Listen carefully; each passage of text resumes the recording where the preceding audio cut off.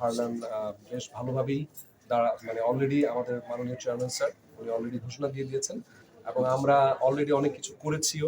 আমরা আসলে কিছু কিছু সময় আসলে হয় কি মানে ধরেন আমরা যখন একটা কিছু করি, একটা কথা লিখি, অনেক কমেন্টস কিন্তু চলে আসে, আপনি কি করেছেন, মানে দেখানোটাই মনে হয় একটা ব্যাপার হয়ে দাঁড়িয়েছে। হ্যাঁ, তো আমরা অনেক কিছু করেছি অলরেডি, আমরা আরো কিছু করব। আমরা কালকেও হয়তো আমি যাব, আমাদের চেয়ারম্যান স্যার এবং আমাদের ডিরেক্টর শাকিব খান উনিও কিন্তু যথেষ্ট পরিমাণ কাজ করে যাচ্ছেন। এক্ষেত্রে শাকিব ভাইয়ের নির্দেশনা কি আছে?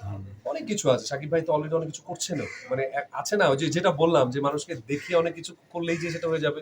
শাকিব ভাই একটা কাজে গিয়েছেন এবং উনি ওইখান থেকে অনেক কিছু দিক নির্দেশনা দিয়েছেন আমাকে, এবং আমাদের মাননীয় চেয়ারম্যান স্যার আমাদের হারলেনে উনিও অনেক কিছু অলরেডি করে ফেলেছেন এবং আমরা একযোগে সেগুলো নিয়ে অলরেডি করেছি এবং কালকেও আমরা মাঠে নামবো সবকিছু নিয়ে, এবং একই সাথে শিল্পী সমিতিরও যেটা আমি আছি সেটা নিয়েও আমরা খুব তোড়জোড়ভাবে আগাবো ইনশাল্লাহ।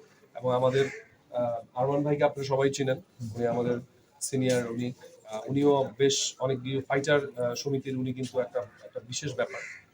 যে যার জায়গা থেকে আমরা সবাই উদ্যোগ নিয়ে কিন্তু এগিয়ে যাচ্ছি এই দেশের পরিস্থিতি। দেরি হয়ে গেল কিনা আমাদের, মানে না না দেরি হবে কোনটা আবার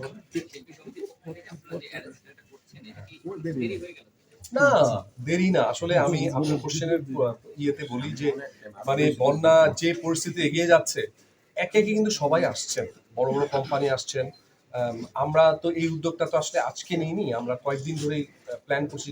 দেখেন বন্যার যেই পরিস্থিতি এখন হচ্ছে, এটা কিন্তু আমার মনে হয় যে অনেকদিন চলবে এবং বন্যা পরবর্তীও কিন্তু একটা ব্যাপার, সেটা আরো বেশি ইম্পর্টেন্ট।